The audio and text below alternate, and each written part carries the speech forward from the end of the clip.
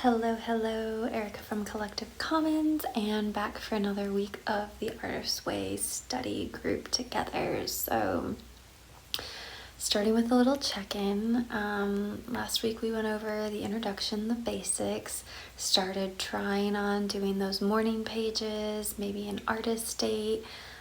How was that for you? How's it working out? What did you notice? What came up?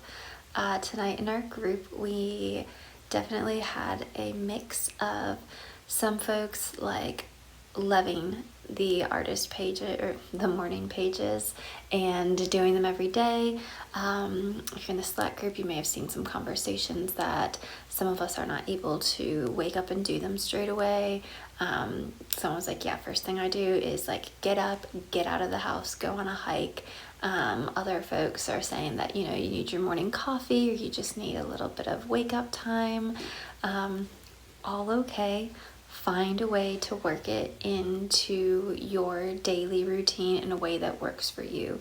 And again, practice, not progress. This is, we're going for imperfect action here. So, if you can only get a page done, that's cool. If you need to set yourself a timer because you only have 20 minutes every morning or in any given time and it's whatever that fills, that's fine too. Again, it's really not about the content. It's not about, for me, right? As you've chosen me to kind of help lead you on this path that I have never traveled before. Thank you for your trust, by the way. But yeah, just keep with it, right? The goal is to show up and do it somehow, some way, every day. So morning pages seem to be a really fun, maybe fun isn't the right word, but an exercise that from the feedback that in our conversations today that everyone's, enjoyed trying on, and we're going to work at perfecting this next week as we really get into it, because take a deep breath. We're really getting into it now, right? But before we get there, let's talk about the artist date a little bit, because that is something that there were a few folks who were feeling just putting a little maybe more pressure on the artist date than what it's meant to be, right? And making it something special, something formal, which it really, really doesn't have to be. So, friendly reminder that the artist date can really be anything to refill that creative cup.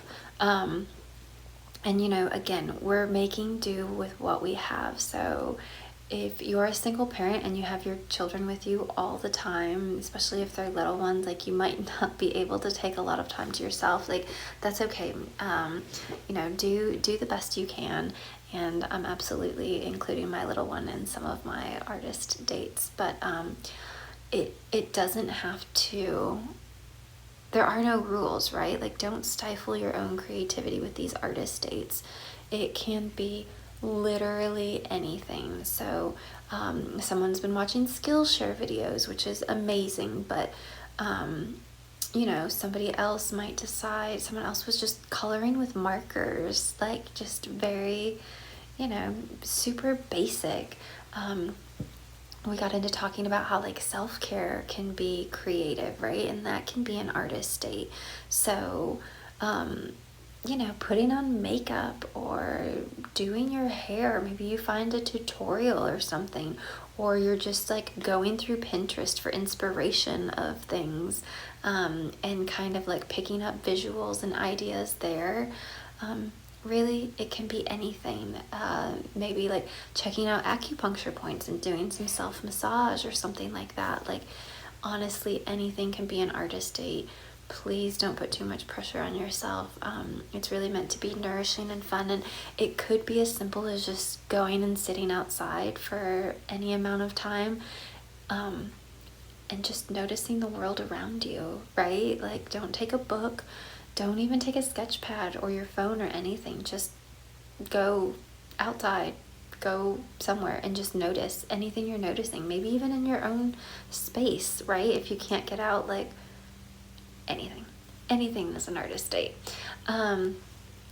So that said, this week we got into week 1 of the actual course, which is recovering a sense of safety, right? So really going back to our childhood, right? We're tapping into our inner child. And one line that really stuck out to me is quite often looking back, we'll be able to notice where we were given cautionary advice instead of just support, which might not have been the most helpful thing at the time. So we have we've picked up a lot of limiting negative beliefs, a lot of conditioning from the places, spaces, and people that we grew up with.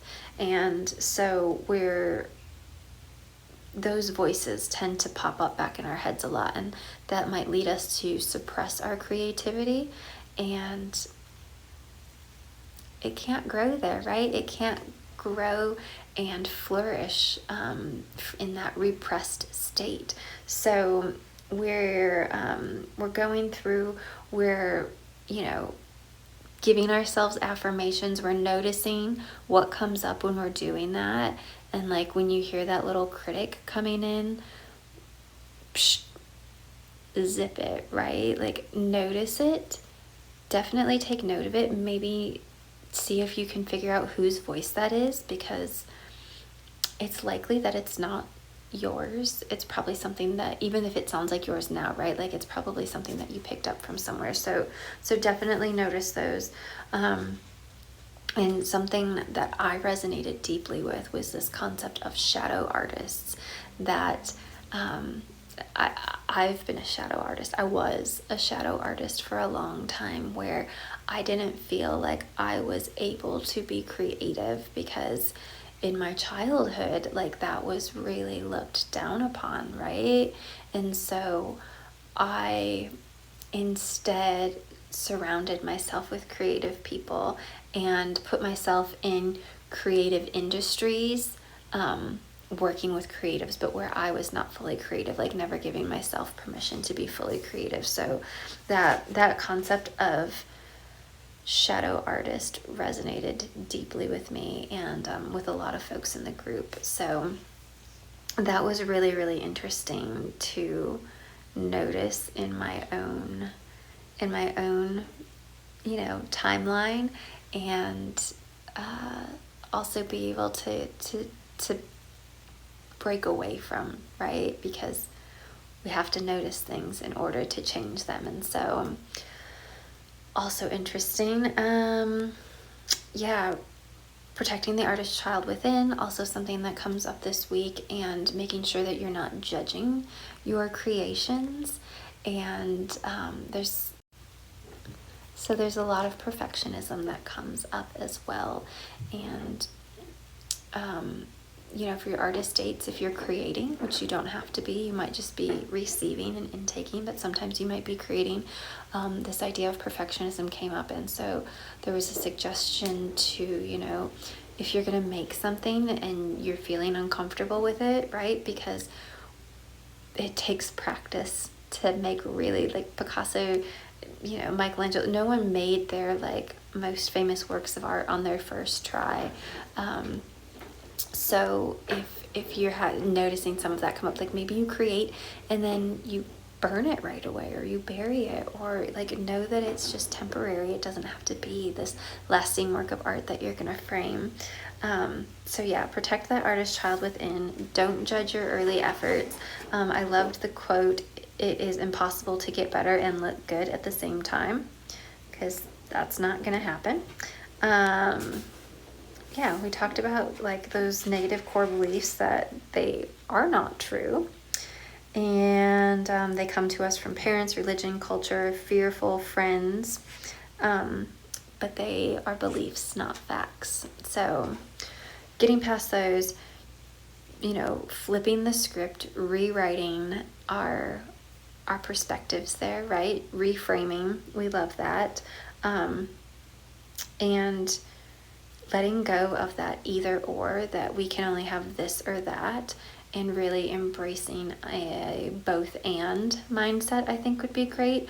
We also in our group talked a little bit about growth mindset versus fixed mindset. So definitely heard that, some of us, many of us, grew up with these fixed mindsets that, that kind of really limits things, that you can or cannot do that, and that's final, right? Whereas a growth mindset teaches us that, and this is science, y'all, you can look this up, our brain is this amazing, amazing tool, and we can keep growing. We can always keep learning. We will keep getting better at things. There is no line where we just aren't able to do things anymore. If you are breathing right now, then you can keep learning. So remember that.